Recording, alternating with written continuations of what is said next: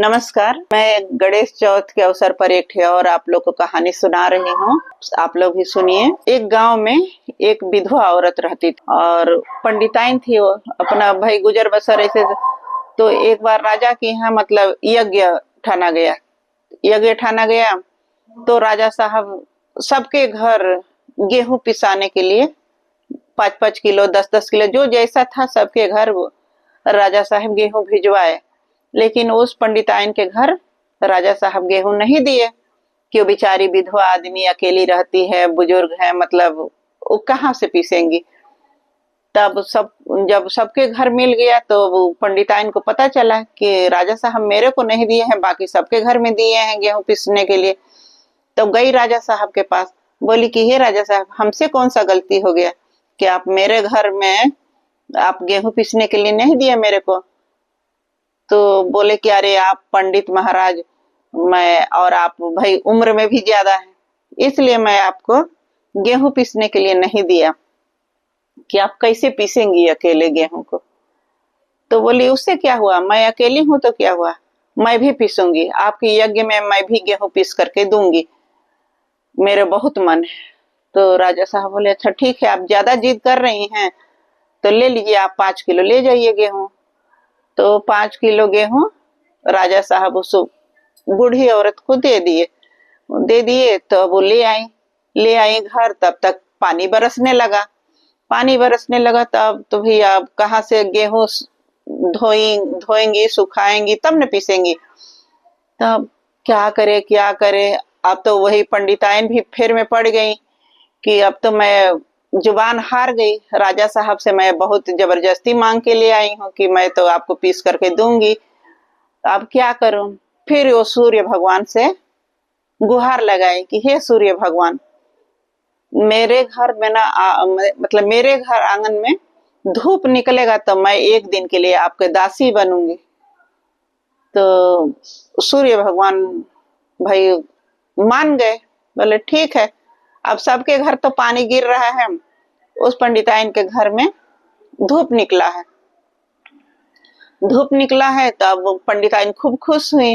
वो अपना पूरा गेहूं धोई सुखाई फिर पीसी और राजा साहब के घर पहुंचाई 5 किलो गेहूं के आटा। राजा साहब भी खुश हुए कि चलो भाई कोई तो पहुंचाया है, बाकी लोग कोई नहीं पहुंचा पाए। अब राजा साहब का उसी 5 किलो में पूरा यज्ञ हो गया भाई, पान प्रसाद सब 5 किलो में बन गया। उनका यज्ञ सफल हुआ, पूजा पाठ। अब तो भाई उनका यज्ञ सफल हुआ। अब इधर पंडिताइन तो भाई डराने लगी कि मैं तो सूर्य भगवान से वादा की हूँ कि मैं एक दिन के लिए आपकी दासी बनूंगी, अब क्या करूं। अब रात के समय जो था वो अपने घर को पूरा लिपी पोती सब करी और चादर उदर बिछा करके और दरवाजा उठा करके दूसरे घर चली गई। बोली कि लोग भाई सूर्य भगवान आएंगे तो लोग दुनिया क्या कहेगी कि मैं विधवा औरत ऐसे। वो अपना दूसरे घर चली गई। दूसरे दिन चली गए, दूसरे घर चली गई। इधर अब सूर्य भगवान आए, बैठे भोजन पानी किए, पान खाए। अब इंतजार कर रहे हैं वो बूढ़ी औरत का कि आएगी आएगी आएगी, वो काहे लिए आए। फिर अब बोली कि ये तो औरत मेरे को धोखा दे दी। लेकिन तब तक सुबह हो गया। अब सुबह हो गया तो सूर्य भगवान का निकलने का समय हो गया।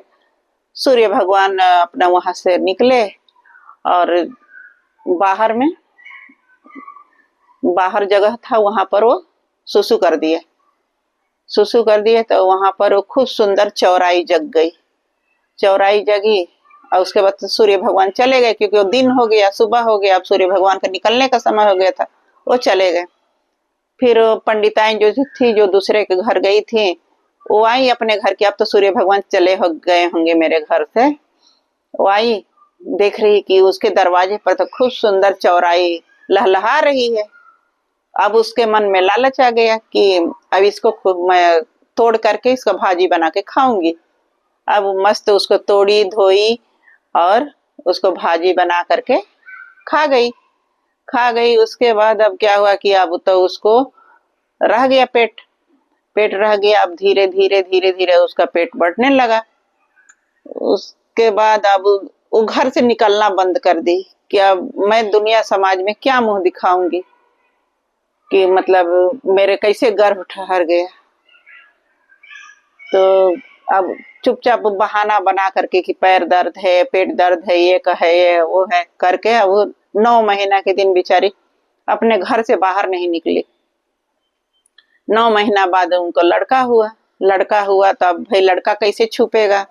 अब लड़का धीरे धीरे धीरे धीरे बढ़ने लगा। कितने दिन कोई छुपाएगा, फिर धीरे धीरे बढ़ने लगा। अब गांव मोहल्ले में सब लोग चर्चा करते थे, लेकिन कोई कुछ बोल नहीं पाता था कि क्या बोले इस महिला को, विधवा औरत है और किसी के साथ कोई मतलब संबंध भी गलत नहीं है, तो किसके लगा करके क्या कोई बोलेगा। अब लड़का कुछ बड़ा हुआ, फिर वो गांव गली मतलब घर मोहल्ले के बच्चे लोग के साथ वो खेलता था। तो सभी बच्चे गुल्ली डंडा खेलते थे। गुल्ली डंडा खेलते थे तो बोलते थे कि एक बाप के टाड़ मारो। तो वो भी बोलता था कि एक बाप के टाड़ मारो। तो बाकी बच्चे बोलते थे तेरा तो बाप ही नहीं है तो तू क्या टाड़ मारेगा। तो एक बार, 2 बार, 3 बार ऐसे बच्चे को समझ नहीं आ रहा था। फिर जब उसको समझ आने लगा तब घर में आकर के माँ से जिद करने लगा कि माँ मेरा बाप नहीं है, मैं बिना बाप के ही जन्मा हूँ। तो बूढ़ी माँ बोली कि नहीं, बिना बाप के तो कोई जन्म नहीं लेता है, तुम्हारा भी बाप है। तो बोली कि तो बताओ मेरे को कि मेरा बाप कौन है, मैं उनको देखना चाहता हूँ। तो बोली कि अरे बाबू तुम्हारे बाप तो भगवान है, सूर्य भगवान है, और तुम कैसे उनसे मिलोगे। बोले नहीं मैं मिलूंगा उनसे, मेरे को बताओ कि वो कैसे मिलेंगे। फिर वो बोले कि ठीक है जाओ तप करो, तब तो मिलेंगे वो तुमको। फिर वो छोटा सा बालक अपना उठाया कमंडल और चल दिया तप करने के लिए।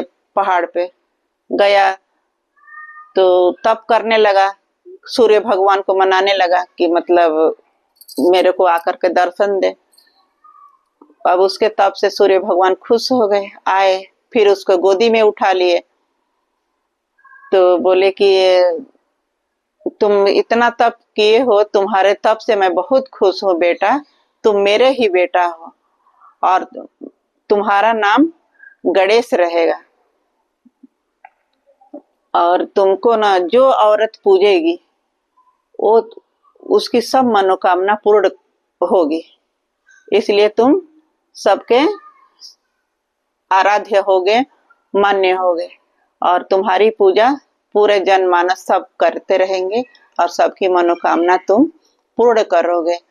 तो हे चौथ माता, हे गणेश जी, सब पर कृपा बनाए रखना, सब पर आशीर्वाद बनाए रखना है। जय गणेश जी। तो पसंद आए तो लाइक करिएगा और इस चैनल को सब्सक्राइब करिएगा। धन्यवाद।